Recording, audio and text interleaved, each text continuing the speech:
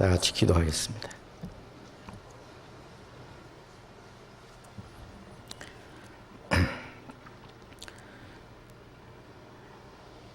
자비로우신 우리 아버지 하나님, 이 세상 많은 사람 가운데서 우리를 구별해 주시고 우리에게 영원한 생명과 소망을 주신 그 크고 놀라운 은혜를 위하여 진심으로 감사와 찬송을 우리 아버지 하나님께 돌립니다. 이 세상 사는 동안에도 우리를 버려두지 아니하시고 항상 우리와 함께 계시며 우리의 연약함을 담당하시며 우리를 주님 말씀 가운데로 인도해 주시는 주님 감사합니다. 이 세상에는 참된 평화도 행복도 소망도 없습니다. 죄와 저주와 온갖 비참한 일과 죽음밖에 없습니다. 이제 주님께서 우리의 마음속에 참 자유와 평화를 주셨고 또 영원한 소망을 주셨사오니 이 땅 위에 우리의 나머지 삶은 오직 하나님의 영광을 위해서만 있는 줄로 믿습니다. 주님의 피로 구속함을 받은 저희들 주님 말씀으로 날마다 거룩하게 온전하게 만들어 주셔서 이 땅에 우리의 남은 삶이 오직 주님의 거룩하신 뜻 가운데 그리고 주님이 우리에게 하라고 맡기신 일을 위해서만 올바로 살아갈 수 있기를 원합니다. 이 시간 우리가 주님 앞에 함께 모여서 말씀을 배울 수 있도록 인도해 주신 주님, 우리 가운데 주님이 같이 계시고 우리 각 사람을 굽어 살피시고 하나님의 자비로운 손길을 우리를 더욱 붙들어 주옵소서. 우리로 하여금 주님의 거룩하신 뜻이 무엇인지 분별할 수 있는 지혜를 주시고 또 주님의 뜻과 영광을 위해서 살아갈 수 있는 힘과 용기를 더욱 허락해 주시옵소서. 이 시간 우리가 마땅히 깨달아야 될 말씀들을 깨달을 수 있도록 주님께서 친히 인도해 주시옵소서. 이 시간 함께 참여하지 못한 형제자매들도 주님이 일일이 지켜주시고 더욱 주님을 가까이 할 수 있는 마음, 주님의 말씀을 사모하는 마음도 더욱 허락해 주옵소서. 주 예수님 이름으로 기도드렸습니다. 아멘.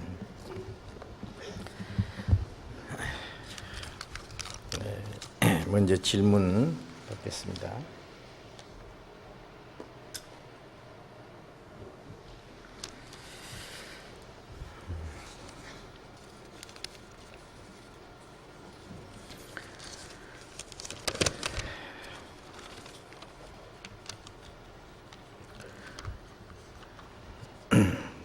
먼저 질문을 보내주신 분,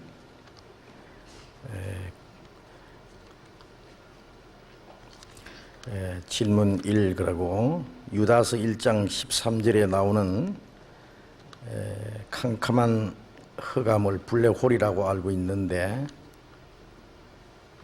어느 상담하시는 형제님께서는 지옥이라고 말씀도 하셨습니다. 이것이 정확한 것인지 궁금합니다.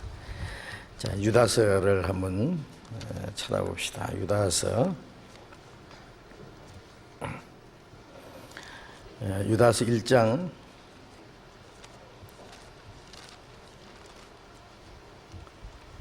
13절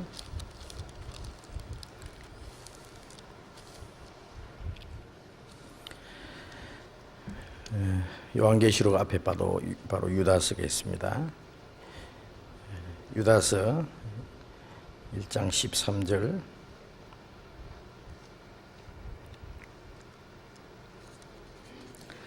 자기의 수치의 거품을 뿜는 바다에 거친 물결이요 영원히 예비된 캄캄한 흑암으로 돌아갈 유리하는 별들이라. 이게 영원히 예비된 캄캄한 흑암에 돌아갈 유리하는 별들이라 이랬는데 질문 내용은 캄캄한 여기서 말씀하는 캄캄한 흑암을 블랙홀이라고 알고 있었는데 그랬는데요. 우선 여기에서 이게 이제 물론 유다서 1장 13절에 말씀하는 것은 여기에 캄캄한 흑암이라는 것은 영원한 지옥을 가르칩니다. 천국은 어둠이 조금도 없다 그랬죠. 해와 달과 달의 비침이 없고 또 등불이 필요 없다고 그랬어요. 그거는 밤이 없습니다. 하나님의 영광의 빛 가운데서 항상 거하기 때문에 그게 어두움이 조금도 없습니다. 하나님이 빛이시고 천국에는 빛만 있고 어두움이 없어요. 그런데 지옥은 반대로 빛이 없고 어두움뿐입니다. 그래서 이게 캄캄한 흑암이라고 표현을 했습니다. 여기서 말씀하는 것은 영원한 지옥을 가르치는 것인데, 그런데 여기에 말씀한 이 캄캄한 흑암 자체를 여기 블랙홀이라고 알고 있는데 그랬는데요. 이 블랙홀이라고 하는 것은 천문학자들이 말하는 이 우주 안에 이 블랙홀이라는 게 있어서 그 주변을 떠도는 그 별들이 그 블랙홀 근처에 가면은 그리로 빨려 들어간다는 겁니다. 그런데 여기서 말씀하는 이 캄캄한 흑암이라는 것을 대개 말하는 블랙홀이다 그렇게 말할 수는 없어요. 여기에서 지옥을 설명하면서 캄캄한 흑암으로 돌아가는 유리하는 별들이다 이렇게 설명을 하셨는데, 그러면 유리하는 별들, 저 하늘에 유리하는 별들이 그러면 지옥에 간단 말인가? 그건 아니거든요. 여기에 유리하는 별들이라고 하는 것은 유리하는 그 별이 있잖아요. 별이 정해진 궤도를 돌고 있는 이 별들도 있잖아요. 이 지구도 태양을 중심해서 그 궤도를 돌고 있고, 달도 지구를 중심해서 돌고 있고, 그 다음에 이 태양을 중심한 9개의 혹성이 이제 돌고 있습니다. 정해 놓은 궤도를 돌고 있어요. 그 외에도 이 우주에 많은 별들이 정해 놓은 궤도에서 돌고 있습니다. 움직이고 있는데, 물론 태양도 움직인다고 합니다. 엄청난 속도로 달린다고 하는데, 근데 이 우주 안에 그 정해놓은 궤도로 도는 것이 아니라 제 마음대로 돌아다니는 그 별들이 있어요. 그걸 유리한다는 말은 방황한다 그 말이에요. 정해놓은 것이 없이 방황하는 거예요. 시편 119편에 보면은 주의 말씀이 영원히 하늘에 굳게 서싸우며 그런 말씀이 있고, 또 하나님이 정해놓은 대로 만물이 주의 종이 된 영혼이다. 정해놓은 규례대로 이 만물이 움직인다. 모든 별들이 움직인다. 그런 말씀이 있는데, 시편 119편 잠깐 한번 봅시다. 시편 119편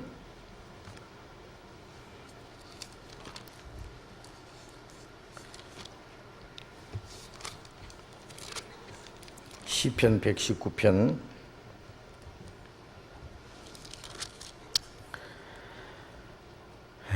89절부터 보겠습니다.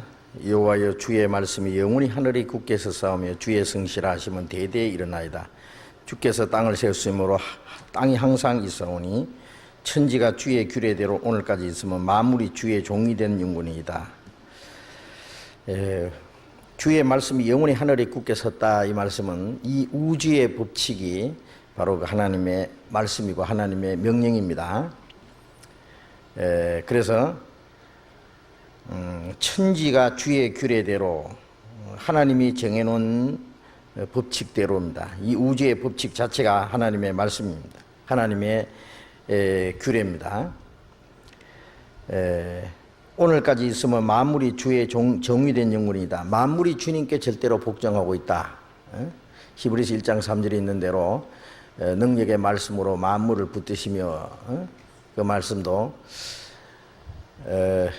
운동장에 수백 명, 수천 명 학생이 이 체육 선생의 그 호령에 의해서 아주 실서정연하게 움직입니다.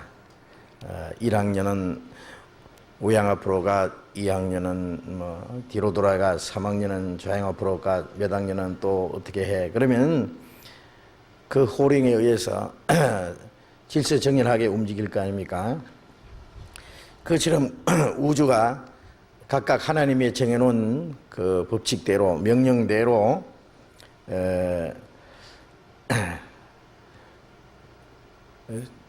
능력의 말씀으로 만물을 붙드시며 그 말씀에 붙잡혀 있다는 말씀은 복종한다 그 말이에요. 만물이 주의 종이 된 영혼이다. 그런데 그게 붙잡혀 있지 않고 그 규례대로 움직이지 않고 떠돌이 별이 있다가요. 그 떠돌이 별들이 돌아다니다가 이제 그 블랙홀 근처에 가면은 그리로 이제 빨려 들어가는 겁니다.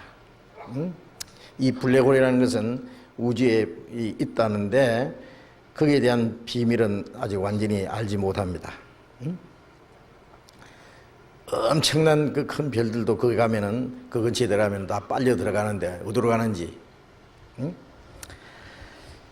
이제 그것을 여기 유다서에 말씀하면서 떠돌이 별이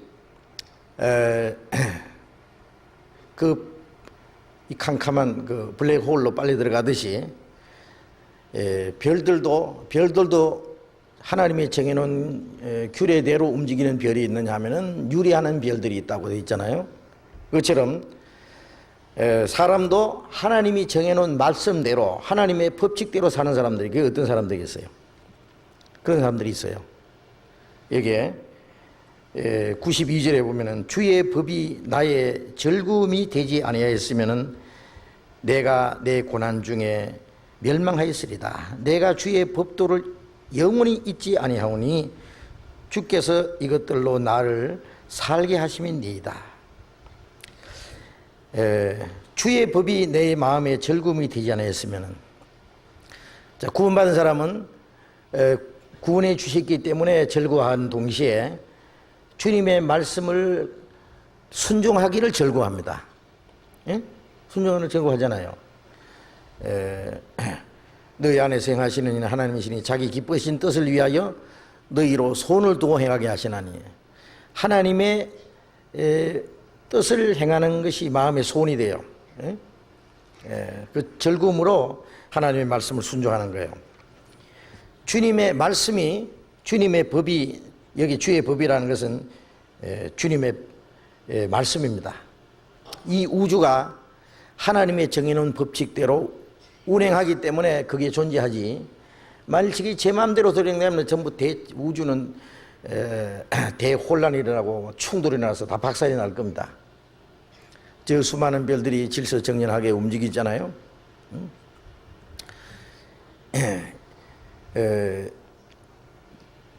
지난번에 그 영화 아마겟돈이라는 영화가 있길래 일부러 갔어요. 아마겟돈 가봤어요.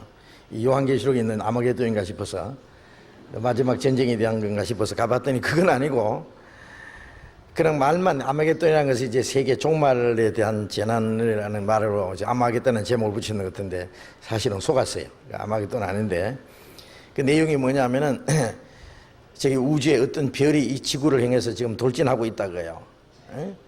그래서 몇 년, 며칠, 몇 시에 이 지구와 충돌해서 이 지구는 이제 다 멸망한다 하는 것이 이제 정확한 계산이 나왔어요. 그 내용 스토리가 그렇습니다. 그래서 이제 그것을 이제 오기 전에 그걸 파기시켜야 되는 거예요. 다른 것과, 다른 별과, 다른 것과 이제 충돌해서 말이죠. 그걸 이 지구에 오기 전에 이 파기시키고 이걸 딴 데로 가도록 만들어야 되는 거예요. 그래서 아주 기적적으로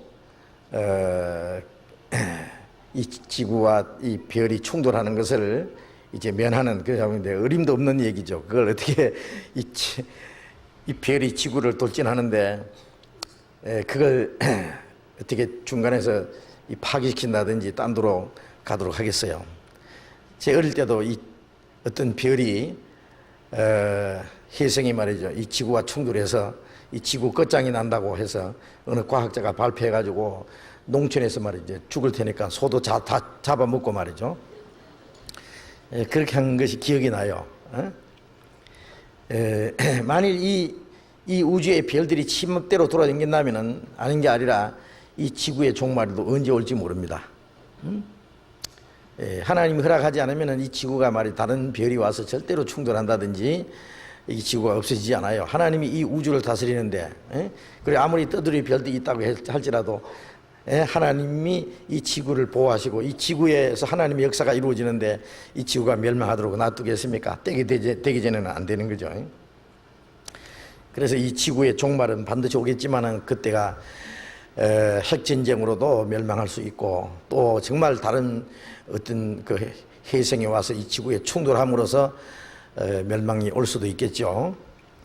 하여튼 이 우주의 별들이 제 맘대로 돌아다닌다면은 아마 우주에는 대혼란이 일어날 것이고 지구도 뭐 언제 어떤 일이 일어날지 모를 거예요. 그 멸망입니다. 그게 마찬가지로 우리가 구원을 받기 전에는 우리 마음대로 살았어요. 떠돌이 별들처럼.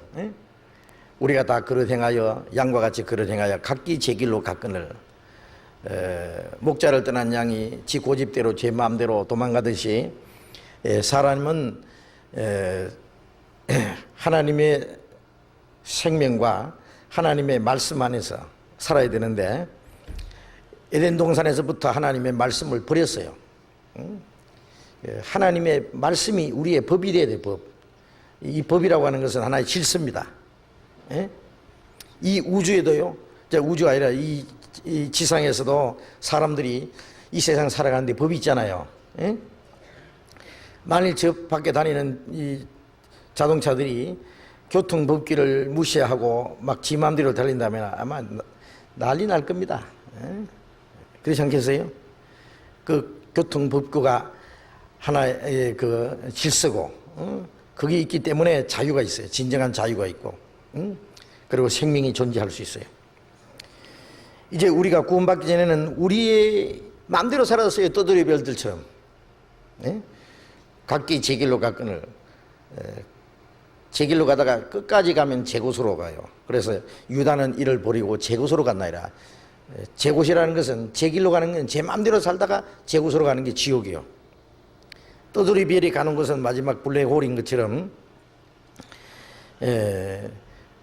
지 마음대로 살 수 있는 사람 있잖아요. 자기 편리한 대로, 자기 고집대로, 자기 생각대로, 욕심대로 마음대로 살 수 있는 사람은 그 사람은 하나님 앞에 이르진 자고, 그리고 하나님을 떠난 자고, 그리고 이제 떠돌이 별이 블랙홀로 결국 들어가듯이 그가 갈 곳은 캄캄한 흑암입니다.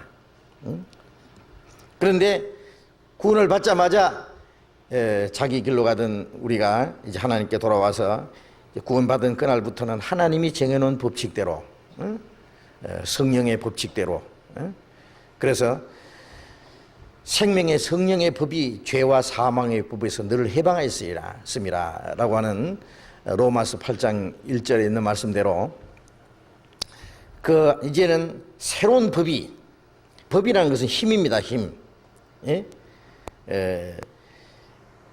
저기 이 지구의 인력의 법칙이 있잖아요. 지구의 이 궤도 안에 이 인력의 법칙, 이게 인력권 안에 들어오면은 이 지구로 이렇게 떨어져요. 이 우주선이 말이죠. 그런데 그 궤도 밖에서 인력권 밖에서 이게 만일 뭐 고장이 일으킨다든지 그러면요, 이 우주의 미아가 돼요. 그래서 그냥 우주 밖으로 어디로 사정없이 떠돌아다닌 거예요. 우리가 예수 그리스도 안에 들어올 때 예수 그리스도 안에 있는 그 생명의 성령의 법이 만이 인력처럼, 인력의 법칙이 이 땅에 떨어지게 하는 것처럼 우주로 도망가지 못하게 하잖아요. 그 예수 그리스도 안에 있는 생명의 성령의 법이 우리의 마음대로 자기 욕심대로 죄를 짓고 살고자 하는 그거 있잖아요. 육신의 소욕, 육신의 소유가 하나님을 떠나서 지 마음대로 살고 하나님의 법에 굴복지 아니할 뿐 아니라 할 수도 없습니다. 이 육신의 생각 하나님의 법에 굴복지 않고 제 마음대로 살려고 하는데 주님의 그 말씀이 그 생명의 법칙이 성령의 능력이 그게 하나님의 법입니다. 그래서 우리는 이 성경에서 하나님의 말씀을 깨닫는 동시에 우리의 마음속에 하나님의 말씀을 순종할 수 있는 그 소원도 주시고 힘도 주세요. 그게 생명의 성령의 법이에요. 그게 구원받은 사람 속에는 있어요. 그래서 구원받은 사람은 떠돌이 별처럼 자기 마음대로 살 수가 없습니다. 하나님의 법이 우리의 마음에 힘이 되고 기쁨이 되고 그래서 주의 법이 나의 즐거움이 되지 않았으면 내가 내 고난 중에 멸망하였으리다. 그 고난과 그 죄 가운데서 하나님이 우리를 해방시켜서 주님 뜻 가운데서 살도록 합니다. 그래서 유리하는 별들이 이 블랙홀에 끌려가는 것을 여기에 실물 교훈으로 설명해 준 것이고 블랙홀 자체가 지옥이라는 말은 아닙니다. 떠돌이 유리하는 별들이 블랙홀로 빨려 들어가는 것처럼 유리하는 별들처럼 하나님을 떠나서 하나님의 말씀을 떠나서 제 마음대로 살 수 있는 사람들, 우리는 전에는 양과 같이 길을 잃었더니 이제는 영혼의 목자와 감독 되시니 돌아왔나이다. 돌아온 양들은 이제는 목자의 그 보호와 다스림 속에 살잖아요. 감독이라고 하는 건 위에서 내려다 보는 자라 그런 뜻인데 이제 하나님의 다스림 속에 법칙 속에 살기 때문에 양들이 제 마음대로 도망가지 못하듯이 우리는 이제 하나님의 인도와 다스림 속에 살지 제 마음대로 도망가지 못하잖아요.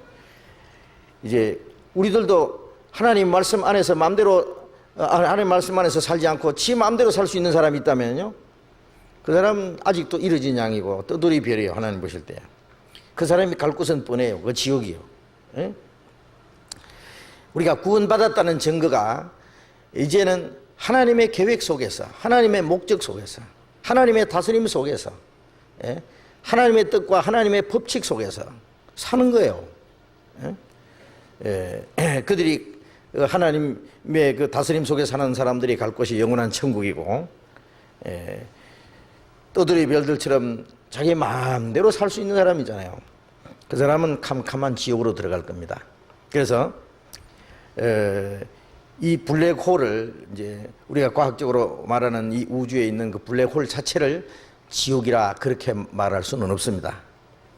물론 이 지옥도 이 우주 말고 그 어느 곳에 어느 일정한 곳이 있을 거예요. 그래서 있을지 아니면 이 우주 안에 어떤 지옥이 있을 수도 있어요. 이 우주와 끝이 있는지 없는지도 모르잖아요. 천국도 마찬가지입니다. 천국도 이 성경에 보면은 천국이 북극, 이사야서 14장에 보면은 그 아침의 아들 계명성 그 루시퍼가 말이죠. 이가 북극 지폐의 산 위에 좌정하리라.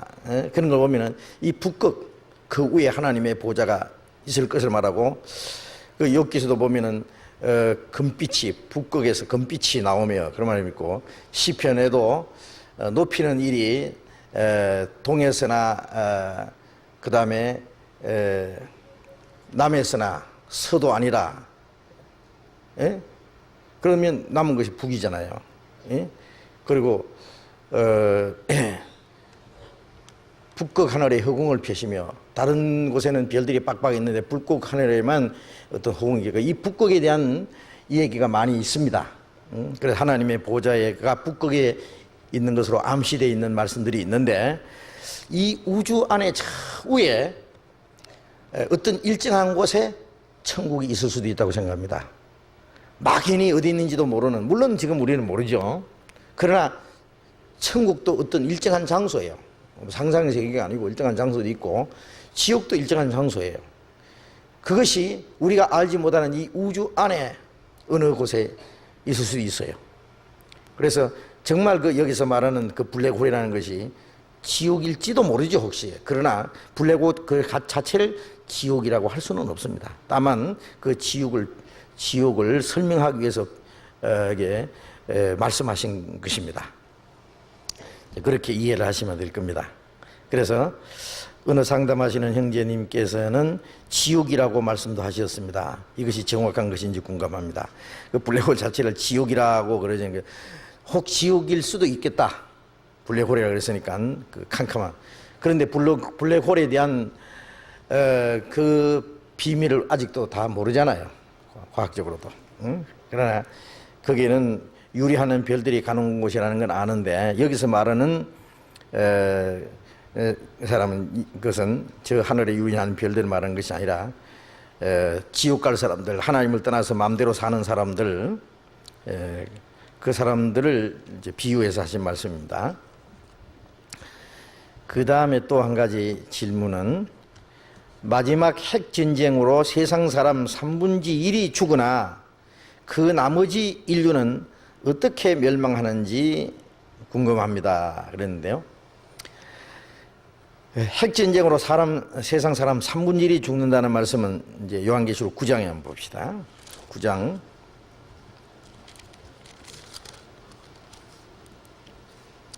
9장 14절, 나팔 가진 6째 천사에게 말하기를 큰 강 유브라디에 결박한 4 천사를 놓아주라 하매 4 천사가 놓였으니 그들은 그 연월 일시에 이르러 사람 3분의 1을 죽이기로 예비한 자들이더라. 그 다음에 넘어가서 18절에 이 세 재앙 곧 저 입에서 나오는 불과 연기와 유황을 인하여 사람 3분의 1이 죽임을 당하니라. 하나님이 사도 요한에게 마지막 때에 일어날 사건을 보여주셨는데, 유프라테스 강에 결박한 4 천사라 그랬는데요. 여기 4 천사는 요한계시록 그 7장에 나오는 4 천사는 땅 사방에서 사방 바람을 붙잡아서 바람으로 불지 못하게 하더라. 그 바람은 환란의 바람입니다. 지금 이 지구상의 마지막 환란이 일어나려고 하는데 일어나지 못하게 막고 있는 것이 여기 하나님이 시키는 다스리는 이 천사들입니다. 그 바람을 불지 못하게 한다. 그건 마지막 때 일어날 환란의 바람인데, 여기는 결박한 4 천사라 했으니까 역시 활동하지 못하게 결박한 천사입니다. 이 결박한 4 천사, 유프라테스에 했는데, 유프라테스 강 창세기 2장에 나오는 에덴 동산의 4강 중에서 4째 강 유프라테 강이잖아요. 이 인류 역사가 시작된 거기에서 인류 역사가 끝장나는 사건이 일어나는 겁니다. 그러니까 인류 역사가 시작된 곳에서 또 끝장나는 사건도 거기서 시작돼요. 이게 마지막 하나님의 이 세상을 멸망시키는 재앙의 시작입니다. 사람은 죽을 때 고향에 가서 죽기를 원하듯이 이제 마지막 멸망도 인류 역사가 시작된 바로 거기에서 일어납니다. 4 천사를 놓아주니까 이제 현재는 그 이라크죠. 유브라스 강, 티그리스 강. 그게 이제 에덴 동산의 4강 중에 지금 확실한 강은 2강인데 거기가 이제 이라크인데, 전쟁의 미시광이 한 사람 있죠. 그게 사담 후세인. 뭘 만들어놨는지 몰라요. 그 지금 지하에다가 지금 이제 과학자들이 말하기를 거기서 만들어놓은 이 화학 무기, 혹은 세균 무기 같은 그런 무기는 인류를 멸망시킬 수 있는 충분한 그것을 가지고 있다고, 이라크에서. 그리고 지금 거기서 핵무기를 제작할 수 있는 그 과학자들요, 그 지금 수없이 그게 모아놓고 지금 뭘 만드는지 몰라요. 그래서 아직도 지난번에 미국이 말이죠, 이라크를 공격을 하고 그러지만은 끝까지 항복을 하지 않습니다. 아마 요한계시록 9장에 있는 이 말씀이 이루어지기 위해서 예수님을 팔기 위해서는 유다라는 사람이 뭐 누가 있어야 되겠죠. 유다 아니면 뭐 저다든지 누가 하나 있어야 될 거예요. 그런데 이게 마지막에 666이라는 그 이름을 가진 적그리스도도 누군가 나타날 끼고, 또 이 유프라tes 강에서 마지막 전쟁을 준비하는 전쟁 미치 강의도 아마 있어야 될 거예요. 그래서 잠언에 하나님이 모든 것 쓰시기에 적당하게 지으셨나니 악인도 악한 날에 적당하게 지으셨느니라. 악인도 하나님이 쓰셔요. 그렇다고 해서 고의적으로 하나님이 그런 악인을 부리는 건 아니고, 마귀가 있기 때문에 하나님께 돌아오지 않으면 마귀에게 쓰이는 사람이 있어요. 마귀에게 이용되는 사람이 반드시 있기 때문에, 그래서 아마 그런 전쟁 미치광이도 마지막 전쟁을 위해서 필요한 것 같습니다. 그래서 그 네 천사를 놓아주니까 마지막 재앙을 일으킬 천사인데, 연월 일시에 이르러 사람 3분의 1을 죽이기 예비한 자들이다. 여기 이제 숫자는 비밀이죠. 이 숫자가 기록됐으면 큰일 날 뻔했어요. 이거는 비밀이에요.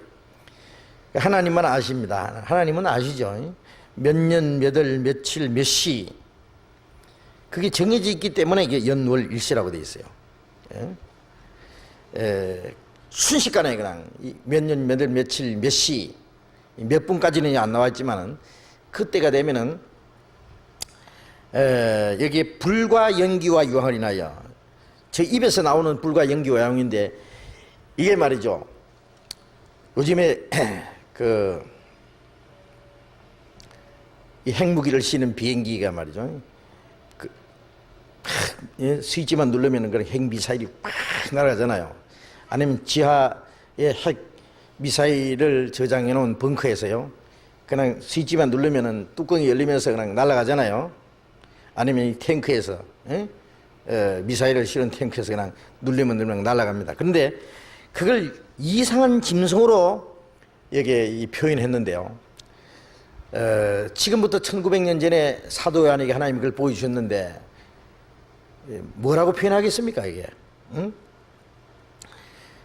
그런데 그 입에서 불과 연기와 유황이 나오더라 그랬는데, 이게 틀림없이 이제 핵전쟁입니다.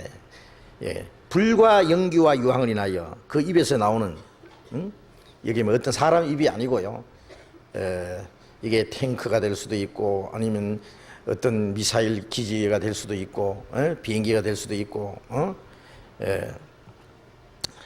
그런데 불과 연기와 유황은 마지막 그 핵전쟁의 광경을 지금부터 1900년 전에 1세기 당시에 본대로의 표현입니다. 불, 연기, 유황, 그렇게 표현하겠죠. 그리고 사람은 3분의 1이 죽임을 당하니라. 이 지구상의 3분의 1입니다. 여기 사람 3분의 1이라는 것은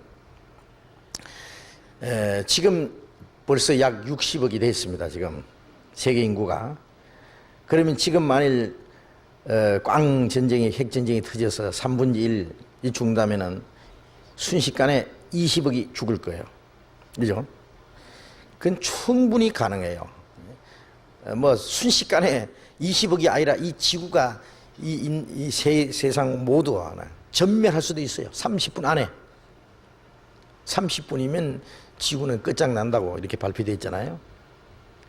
그런데 여기는 이제 첫 번 몇 년, 몇 월, 며칠, 몇 시에 이 핵전쟁으로 3분의 1이 죽습니다. 이건 틀림없습니다. 그러면 이제 나머지 여기서 이 전쟁이 이제 중동에서 바로 일어나고, 그 다음에 그 나머지 인류는 어떻게 멸망하는지 궁금합니다. 그랬는데요. 이 사건이 있은 이후에 그 다음 전쟁이 또 있죠.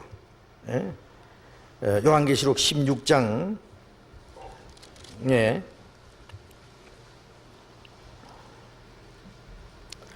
요한계시록 16장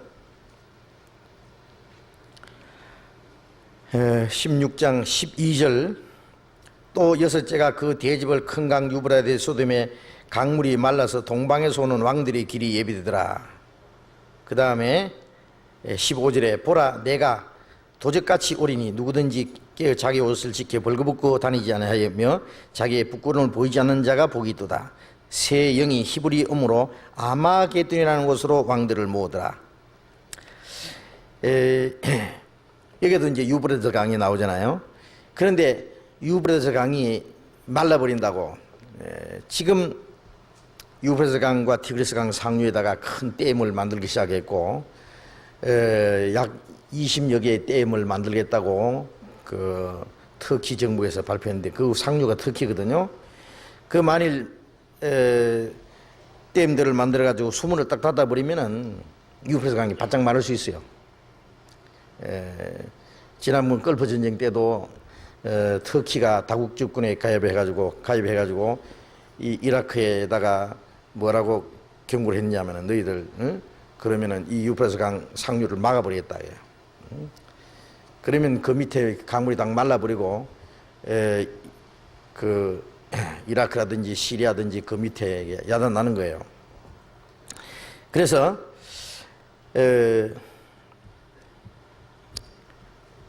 유프라tes 강이 뭐 댐 때문에 말라버리든지 아니면 뭐 가뭄으로도 하나님 말을 바짝 마르게 할 수도 있을 거고 그래서요. 지금 뭐 한쪽에서는 너무 많이 비가 쏟아지고 한쪽에는 땡땡 가물고 하나님의 그 강물 마르게 하려면 문제도 없습니다. 그런데 아직까지 유브라tes 강이 말라서 사람이 건너갈 수 있었던 일은 한 번도 없습니다. 앞으로 있을 일입니다. 그 동방에서 오는 군대가 이 유프라tes 강을 건너가요. 아마 이때는 첫째 이 3분의 1이 죽는 전쟁이 있은 이후에 이 일이 있을 겁니다. 그래서 이 동방 군대라는 것은 아까 9장에 그 마병대의 수가 2만만이라 그랬는데요. 그 군대가 아마 그 전쟁이 지난 이후에 아주 핵전쟁이 있은 이후에 아마 유프라tes 강을 건너서 이제 마지막 아마겟돈이라는 곳으로 옮길 겁니다. 지금 중공에서는 2억이라는 특별 게리라를 훈련시키고 있다고 발표했습니다. 오래전에. 그런데 이 아마겟돈이 어디냐면은 이스라엘 지중해와 갈릴리 호수가 있는 거기에 사이에 조금 아래쪽에 에스드라 엘론 평야라고 하는 구약 성경에는 머깃도라고 되어 있고 신약에는 아마겟돈이 있는데 옛날에도 거기서 많은 구약 성경에 보면 많은 전쟁들이 났던 곳이에요. 전쟁터입니다. 제가 그 아마겟돈에 가봤는데 그 옛날에 군사 기지에 어디 설계들이 있고 옛날에 그게 지하실 뭐 여러 가지 그 지하수를 끌어올린 그런 것도 아직 그대로 남아 있어요. 거기가 전쟁할 수 있는 좋은 지형이라 그래요. 거기서 마지막 그 전쟁이 일어나고 그 전쟁이 그게 중심이 되고 거기서부터 이제 이스라엘 사이에 두고 에스겔서 38장에 있는 러시아와 미국이 마지막 핵전쟁을 할 겁니다. 그 전쟁으로 마지막 남은 3분의 2잖아요. 거의 다 죽습니다. 사실은. 이 아마겟돈 전쟁 때에 이 전쟁은요 누가 이기고 지는 전쟁이 아니에요. 하나님이 이 세상을 심판하는 전쟁이에요. 거의 다 죽어요. 지금 미국과 러시아가 만일 핵전쟁을 한다면요 인류가 거의 전멸해요. 지금 현재 만들어 놓은 핵무기가 지구를 약 50번 이상 불태울 수 있어요. 한 번만 아니라. 그 전쟁이라면은 아마 지금 만들어 놓은 핵무기가 거의 다 폭발을 할 수 있습니다. 그러면 이 마지막 전쟁은 뭐 이기고 지는 전쟁이 아니라 지는 전쟁이 아니고 하나님이 이 세상을 멸망시키는 전쟁이기 때문에 그때 살아남은 자들은 하나님의 이 스가랴서에 있는 이스라엘 백성들 중에 3분의 2가 죽고 이스라엘 백성들 중에 3분의 1만 거기 남아요. 예? 감람산이 큰 지진으로 동서로 갈라지고 거기 큰 골짜기 생기고 천년 그 요새가 방공호가 생기고 마지막에 거리로 마지막 이스라엘 백성 사람들이 3분의 1이 그게 피난해서 그게 보호를 받도록 돼 있어요. 그리고 이제 스가랴 14장에는 예루살렘을 치러 왔던 열국 중에서 살아남은 자들이 있다 그랬어요. 그리고 이사야서는 그때 마지막 때에 살아남은 사람들은 정금같이 휘소하다 그랬는데요. 혹시 살아남은 자들이 있을 거예요. 곳곳에. 정미 공장에서 이제 벼를요, 이 쌀로 도정하는 과정에서요, 이 쌀에도 보면 혹시 미가 있죠. 안 벗은 게, 그 통과에서도. 그것처럼 이 인류가 멸망하는 그 와중에서도 혹 살아남은 자들 있는데요. 극소수일 겁니다. 어떤 사람은 스가랴 13장에 있는 이 온 땅에서 3분의 2는 멸하고 3분의 1은 남다는데 이 온 세상을 말하는 게 아니에요. 그 스가랴 13장은 이스라엘 땅에서 말하는 거예요. 이스라엘 땅에 3분의 2는 죽고 마지막 이스라엘 사람도 3분의 2는 죽어요. 마지막 3분의 1이 남는데 그게 마태복음 24장에 그 날을 감하지 않으면 환란의 날을 창세 전에도 이런 지금까지 창세 이후로 이런 일 환란 없고 후에도 없으리라. 그 날을 그 마지막 환란의 날을 감하지 아니하면 모든 육체가 구원을 얻지 못할 것이나 택하신 자들을 위하여 그 날을 감하시리라. 그 환란의 날이 조금만 더 계속되면은 살아남을 사람이 하나도 없어요. 다 죽어요. 그래서 택한 자들은 이스라엘 백성들 때문에 그 환란의 날을 갑자기 중지시켜요. 그 택하신 자들이 그래서 육체로 살아남은 자들이 그게 3분의 1입니다. 스가랴 13장에. 예? 예, 그래서 거의 다 죽습니다. 이게. 예, 그러니까 인류는 멸망합니다. 그게 그 마지막 전쟁 때. 예, 그래서 이제 스가랴서 14장의 그 광경을 예루살렘을 치러 왔던 열국 중에 열국에게 하나님이 내리실 재앙이 이러하니 그 사람이 섰을 때 살이 썩으며 눈이 구멍 속에 썩으며 혀가 입 속에 썩을 것이요. 핵진지가 나고 팍 그러면요 누울 시간도 없어요. 쓰러질 시간도 없이 탁 서 있는데 그냥 싹 썩어서 내려앉습니다. 눈이 구멍 속에 썩고 혀가 입 속에 썩고 사람이 섰을 때 이렇게 돼 있잖아요. 그 핵전쟁입니다. 그때 거의 다 죽어요.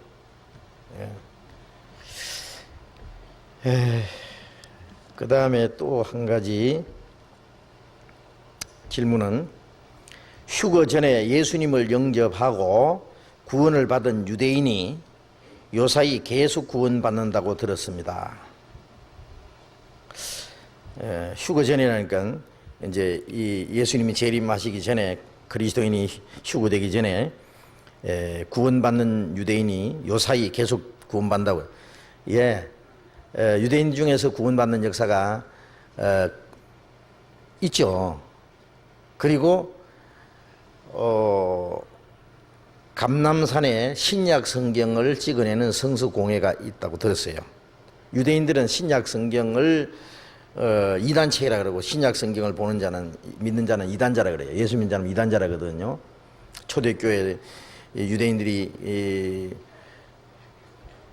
스데반을 돌로 펴 죽이고 예수님을 죽인 사람들이 예수님 말씀하신 대로 너희를 죽이는 자가 말하기를 이것이 하나님을 섬기는 예라. 예수님 죽이고 야고보를 목 잘라 죽이고 스데반을 돌로 펴 죽이고 그리고 바울 사도를 결국 목 잘라 죽이고 많은 그리스도인들을 죽였어요. 유대인들이. 아직도 그 사람들은 예수 믿는 사람들은 이단자라고 해서 핍박합니다. 그래서 그 감람산에 있는 그 신약 성경을 찍어내는 성수공에 거기에다가 막 폭탄을 던지고 지금도 이 이스라엘에는요 예수 믿는 사람들을 굉장히 핍박을 한대요. 그 유대인들. 응? 우리 예수 믿는 사람들은 거기 가면은 자기들 돈 벌기 때문에요. 성실자들은 그 사람들 이제 밖으로 나타나기는 핍박을 못 해요. 응? 그러나 유대인 중에서 예수 믿는 사람들은요 이제 암암리에 많은 이제 핍박을 가한답니다. 그런데 여기 말씀한 대로 요사이라 그랬는데요. 최근에 와서 유대인 중에서 예수 믿는 운동이 활발하게 일어나고 제가 수년 전에 들은 얘기인데요. 뉴욕에 미국의 유대인들이 약 600만 명이 살다 그러잖아요. 근데 그 중에 약 300만 명이 뉴욕에서 산대요. 예? 그런데 미국에 있는 유대인들이요, 뉴욕에서 유대인 청년들이 예수라는 단추를 달고요, 빠지를 달고 길에서 말이죠, 예수는 그리스도다, 예수는 메시아라고 이 전도하는 그런 것을 봤대요. 우리 형제님이. 유대인들이에요, 그게. 예? 유대인들이 예수 믿으면요, 구원을 받으면은 예수가 그리스도라는 걸 깨닫는 거죠. 유대인들은 예수라는 분이 바로 구약에 기록하신 메시아라는 걸 알면 그거 구원받아, 이거. 뭐 말할 것도 없어요. 예. 그래서 바로 예수님이 십자가 죽으신 이제 왜 메시아가 십자가 죽었느냐, 인간의 죄를 대속하게 죽으셨다는 걸 깨닫는 거거든요. 구원받는 거죠. 그들은 왕으로 오실 메시아만을 생각했는데, 그래서 유대인 중에서 예수 믿는 운동이 지금 활발하게 일어나고 있다는 게, 유대인들이 예수 믿으면요, 이 목 내놓고 전도할 거야 아마. 그리고 예수님을 죽인 죄 때문에 그들이 1900년 동안 그렇게 환난을 받고 비참하게 죽임을 당했다는 걸 생각하면 얼마나 기가 막히겠어요. 예. 그리스도를 배척한 죄로 그 나라가 망하고 1900년 동안 그렇게 환난을 받고 학살을 당했어도 그것이 자기들이 메시아를 죽인 죄 때문에 망했다는 걸 아직도 새카맣게 모르고 있으니 말이에요. 응? 아직도 왕으로 오실 메시아만 생각하고 있는 거예요.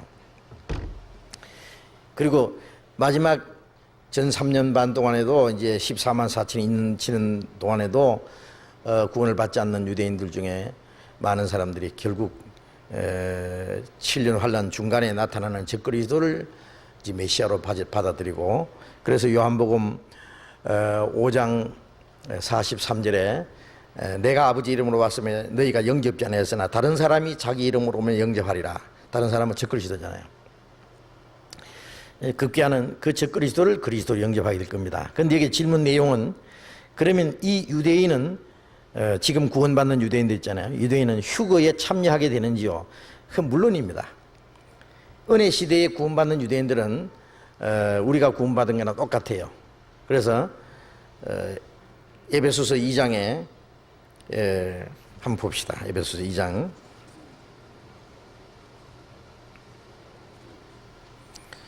에베소서 2장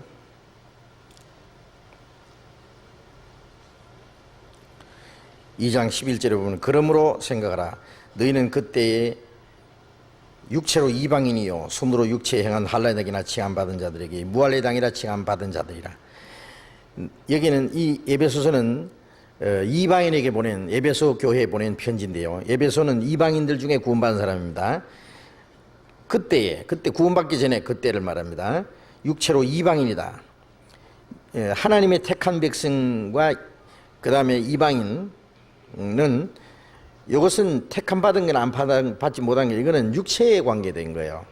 영적으로는 뭐 유대인들이 택함 받은 게 아니죠. 우리도 거듭나의 천국과 유대인도 거듭나의 천국과는 똑같아요. 그래서 여기 육체로 이방인이라 이 말씀은, 유대인들은 아브라함의 자손 혈통을 낳기 때문에 그들은 택한 백성인 겁니다. 그 다음에 이방인은 무할례당을 아주 개같이 부정하게 얘기했잖아요. 그런데 유대인과 이방인, 그런데 13절에 이제는 전에 멀리 있던 너희가 하나님과 멀리, 약속도 없고 외인이고 소망도 없고, 그런데 너희가 그리스도 예수 안에서 그리스도의 피로 가까워졌느니라. 14절, 그는 우리의 화평이신지라 둘로 하나를 만드사 중간에 막힌 담을 허시고. 이 둘이라는 것은 유대인과 이방인 사이에는 두꺼운 벽이 있었어요. 예? 여기 유대인과 이방인 사이에 벽이 몇 개나 있는지 아세요? 벽이 7개 있어요. 7개. 여기 12절에 보면, 그때 너희는 그리스도 밖에 있었고 이스라엘 나라 밖에 사람이라 약속의 일 때는 외인이요 세상에 소망도 없고 하나님도 없고, 그 다음에 이방인이고, 무할례당이고. 그러니까 이 벽이 7개나 있어요. 7개. 그런데 둘로 하나를 만들어서 중간에 막힌 담, 두꺼운 7가지로 막혔던 담을, 중간에 담은 유대인과 이방인의 그 간격을 헐어버리고, 15절에 원수된 것 곧 의문에 속한 계명의 율법을 자기 육체로 피하셨으니, 이는 이 둘로, 유대인과 이방인 둘로 자기 안에서 한 세 사람을 지어 화평하게 하시고, 이 한 세 사람은 예수 그리스도 안에 있는 교회입니다. 그리스도의 몸된 교회. 여기 한 세 사람입니다. 이거는 개인을 말하는 것이 아니라 교회를 가르치는 거예요. 유대인 중에서 구원받아도 이 교회 안에 들어오고, 이방인 중에 구원받아도 이 교회 안에 들어와서 한 세 사람을 지어서 화평해 가시고, 16절 또 십자가로 이 둘을 한 몸으로, 그리스도 안에서 한 몸으로 하나님과 화목하게 하려 하십니다. 원수된 것을 십자가로 소멸하시고, 또 오셔서 먼데 있는 너희에게, 이방인은 먼데 있는 자들이잖아요. 하나님께 멀리 너희에게 평안을 주고, 가까이 있는 자들에게, 가까운 데 있는 자들에게는, 이거 유대인이 평안을 전하시. 이는 저로 말미암아 우리 둘이, 자, 유대인이나 이방이나 구원받으면 둘이 한 성령 안에서 아버지께 나아감을 얻게 하랍니다. 이제 우리 둘이 한 성령 안에서 하나가 됐어요. 하나. 그래서 고린도전서 12장 13절에 유대인이나 헬라인이나 종이나 자유자나 다 한 성령으로 세례받아 한 몸이 되었고, 한 성령을 마시겠다. 그래서 구원받은 사람은 유대인이나 이방인이나 똑같이 교회입니다. 육신적으로는 그 사람이 구원받아도 유대인은 유대인이에요. 그러나 영적으로는 그 사람들도 교회예요. 그렇기 때문에 주님이 재림하실 때 똑같이 휴거됩니다. 그 사람들. 그건 뭐 당연한 겁니다. 그리고 또 한 가지 질문이, 아이고 질문도 많네. 7년 환난 기간 중에 구원받은 유대인은 표를 받게 될 터인데, 그들 전부가 이 표를 받지 않기로 죽음을 당하는지, 즉 순교를 당하는지 궁금합니다.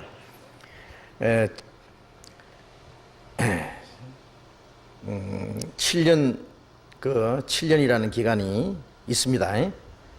어떤 사람 7년이 어딨냐 그러지만은,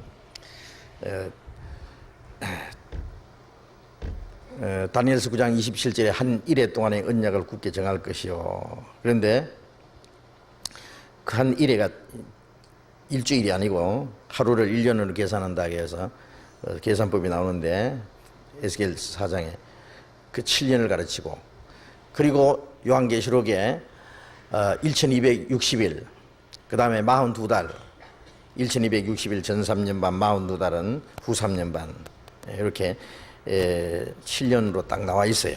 그런데 전 3년 반 기간 동안에 전 세계에 있는 유대인들이 이스라엘 땅으로 다 모일 겁니다. 그리고 그 기간 동안에 이스라엘 백성들 가운데 14만 4천이 인치는 역사가 있어요. 그 구원받는 역사죠. 그 환난 기간 중에 구원받은 유대인들은 이는 표를 받게 될 터인데, 짐승의 표? 표 받으면 안 되죠. 구원받은 사람이 표를 받으면 어떻게, 구원받은 표를 안 받아요. 근데 표를 받는 기간은 이제 후 3년 반입니다. 전 3년 반 기간 동안에 14만 4천이 인침을 받는 일이 있고, 그 다음에 7년 중간에 이제 그 적그리스도가 나타나서 예루살렘에 앉아서 내가 하나님이라 그러면서 이제 3년 반을 다스리는데, 그때 이제 오른손이나 이마에 표를 받게 하는, 그 표를 받지 않는 자는 며칠인지 막 다 죽이게 하더라. 표를 받지 않으면은 뭐 쌀 한 톨도 살 수 없고 기름 한 방울도 살 수 없고 아무것도 할 수가 없어요. 그리고 이제 표를 안 받은 사람들 막 집집마다 잡으러 다닐 거예요. 마치 옛날 에집트에서 남자아이가 나면 모조리 다 죽이잖아요. 남자아이 숨기고 살면은, 숨기다 살면 식구대로 다 죽여버리는 것처럼 표 받지 않는 사람들 잡으러 다닐 거예요. 그냥 잡으면 그냥 목 잘라 죽여요. 그냥. 근데 그들 전부가 이 표를 받지 않기로 죽임을 당하는지 그랬는데요. 그들 중에서 14만 4천 그 인침 받은 사람 중에서 아마 이 적그리스도에 의해서 목 잘려 죽임 당한 사람들이 많을 겁니다. 근데 다 죽는다는 건 하지 않았어요. 많은 사람이 죽어요. 예? 요한계시록 13장을 봅시다. 13장 13장 7절 우선 5절부터 또 짐승이 큰 말과 참남된 말하는 입을 받고 또 42달 일할 권세를 받으니라. 큰 말은 자기가 세계에 평화를 주겠다고 잘 사는 세상을 만들어주겠다고 큰 소리치고 참남된 말이라는 것은 내가 하나님이다 그러죠. 그리고 42달 이게 후 3년반입니다. 일할 권세를 42달 동안은 적그리스도가 이 세계를 지배하는 하나님이 이제 끝까지 구원받지 못한 유대인들 믿지 않는 유대인들이나 이런 사람들에 의해서 이제 이 적그리스도의 세력을 하나님 허락해요. 그래서요 이 14만 4천도요 이 사람들이 은혜 시대에 구원을 받지 않고 이 환란 초기에 구원받은 사람들이잖아요. 14만 4천 인칭 받은 사람들이기 때문에요. 이 사람들은 아주 목 잘려 죽을 각오해야 구원받아요. 그 구원받은 이후에 실제로 그런 환란을 받아요. 그것이 은혜 시대에 구원을 받지 못하고 환란 시대에 구원받은 하나의 대가라고 생각할 수 있어요. 물론 이제 이 오순절 이후에 그리스도인들도 교회 시대에도 많은 환란이 있었잖아요. 정말 박해 시대가 있었고 그때는 정말 죽을 각오를 하지 않으면 구원을 받을 수 없는 그런 일들이 있었지만은 이 7년 환란 때야말로 이 짧은 기간 동안에 구원받은 유대인들은 정말 그 목 잘려 죽일 각오를 하지 않으면 신앙을 지킬 수가 없어요. 7절 또 권세를 받아 성도들과 싸워 이기게 되고, 자 성도들과 싸워 이기게 되는데 이 성도들이 누구냐면은 전 3년 반에 구원받은 유대인들입니다. 14만 4천은 이방인은 한 사람도 안 들어가니까요. 그래서 성도들과 싸워 이기게 된다. 그래서 그 다니엘서 7장에도 성도들이 그 손에 붙임받아야 한 때와 두 때와 반 때를 지나리라 그랬는데 그 한 때와 두 때 반 때 그 3년 반이고요. 다니엘서에. 그리고 그 성도라고 하는 것은 물론 여기에 있는 성도들 유대인 중에서 구원받은 사람들입니다.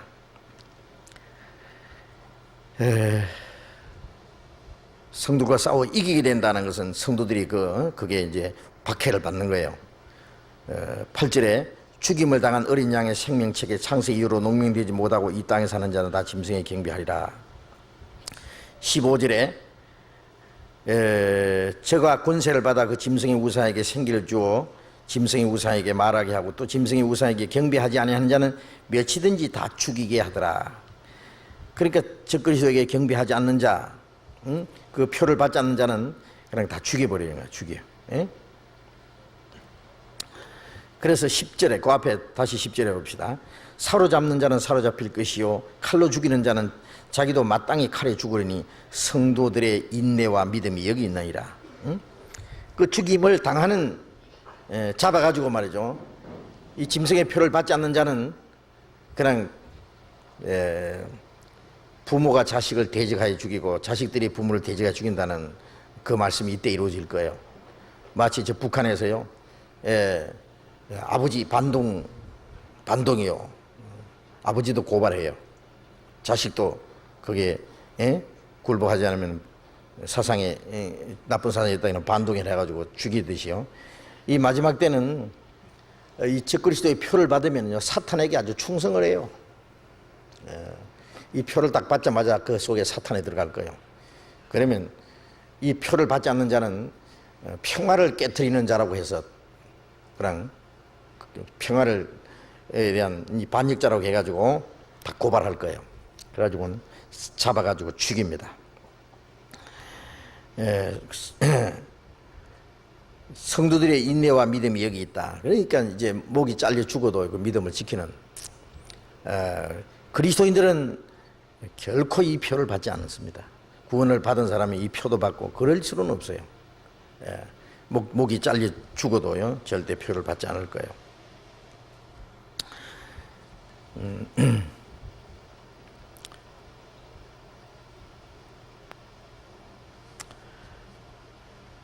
그 14장에도 9절에 또 다른 천사고 셋째가 그 뒤를 따라 큰 음성으로 가로되 만일 누구든지 짐승과 그 우상에게 경배하고 이마에 표를 손에 표를 받으면 그도 하나님의 진노의 포도주를 마시리니 그랬고 11절 그 고난의 연기가 세시도로 올라가리로다. 짐승과 우상에게 경배하고 그 이름의 표를 받는 자는 누구든지 밤낮 쉼을 얻지 못하리라 하더라. 성도들의 인내가 여기 있으니 저희는 하나님의 계명과 예수 믿음을 지키는 자리라. 예, 적그리스도에 경배하고 표를 받는 사람은 지옥을 하는데 죽어도 끝까지 그 믿음을 지키는 사람들, 그게 이제 그들의 인내입니다. 근데 다 죽지는 않아요. 온다고 해서 이 사람들이 짐승의 우상에 경배하지 않고 그 목 잘려 죽은 사람들도 있고 또 숨어서 믿음을 지키는 사람들이 있어요. 숨어서. 요한계시록 12장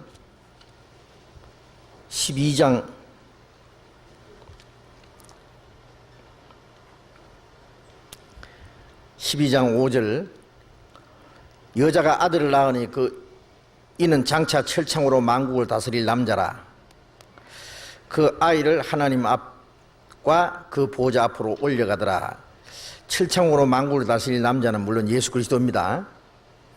그리고 이 예수님만 철창으로 만국을 다스리는 권세를 받은 게 아니라 예수 그리스도 안에 있는 그리스도인들입니다. 그래서 이게 예수님인 동시에 이 아이는 예수 그리스도 안에 있는 모든 성도들이 주님과 함께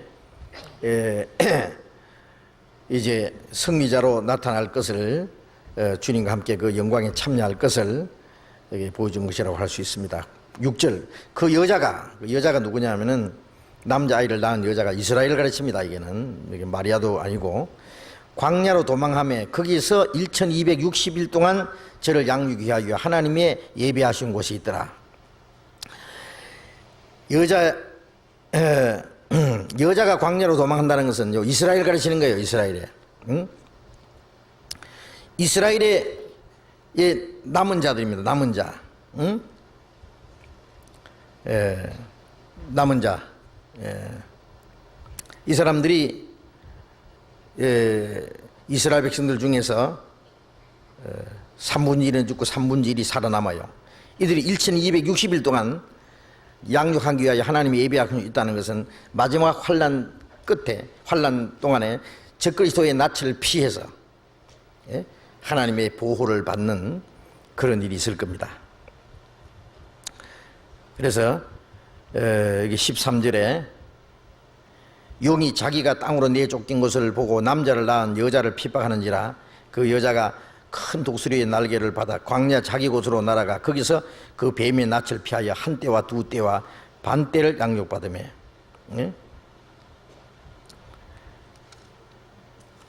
자, 그래서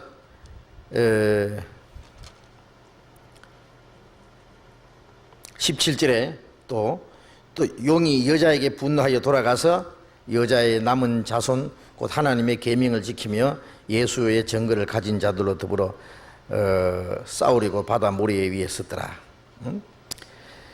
여자의 남은 자손은 역시 이스라엘 백성들 중에 마지막 구원받은 사람들입니다. 여기 이제 하나님의 보호가 있어요. 하나님이 있고 여기에 관계되는 말씀은 스가랴서 잠깐 봐야 되겠네요. 스가랴 13장 스가랴 13장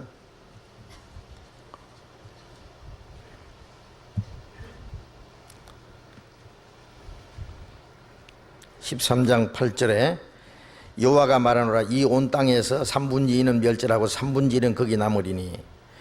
이 말씀을 이 온 땅이라는 것은 이 전 세계를 말한다고 생각하면은 잘못된 겁니다. 그 앞에는 1절에 보면 그날에 죄와 더러움을 씻는 셈이 다윗의 족속과 예루살렘 거민을 위하여 일이라. 이것은 이스라엘 백성들 중에 마지막에 구원받는 역사를 하나님 허락하실 걸 가르치고, 그리고 이 온 땅이라는 것은 이스라엘 땅을 가르칩니다. 3분지 2는 멸절하고 3분지 1은 거기 남으리니. 9절, 내가 그 3분지 1을 불 가운데로 던지 은같이 연단하며 금같이 시험할 것이라. 그들이 내 이름을 부르리니 내가 들을 것이며 나는 말하기를 이는 내 백성이라 할 것이요 그들은 말하기를 여호와는 내 하나님이시라 하리라. 이거는 이스라엘 백성들 중에 마지막 남은 자들입니다. 그리고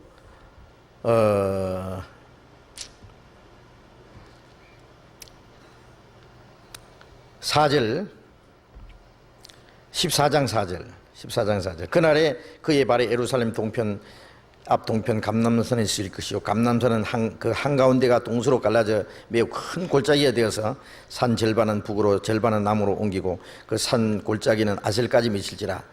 너희가 그의 산 골짜기로 도망하되 유다 왕 우시야 때에 치진을 피하여 도망하던 것 같이 하리라. 여기에서 마지막 감람선 한가운데가 갈라져서 큰 골짜기가 되고 그리로 도망갑니다. 이게 하나님이 그들을 위해서 보호하신 장소예요. 또 시편 한 곳에만 더 봅시다. 26장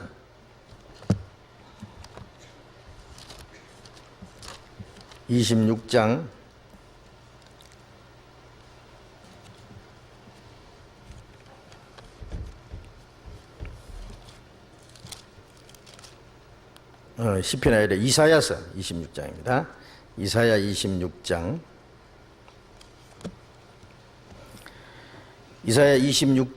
20절.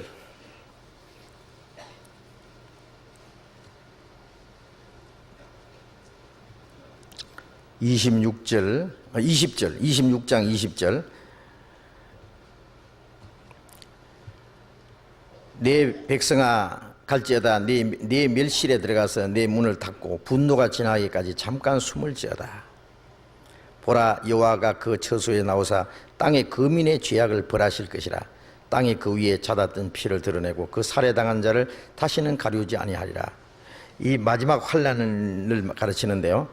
내 백성아 이 밀실에 들어가서 그 문을 닫고 분노가 지나기까지 잠깐 숨을 지어다.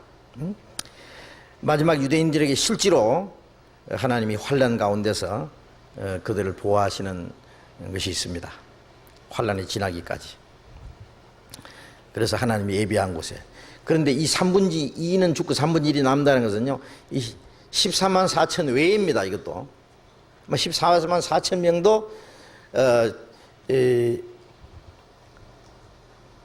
그 적그리스도의 낯을 피해서 숨어서 살겠죠.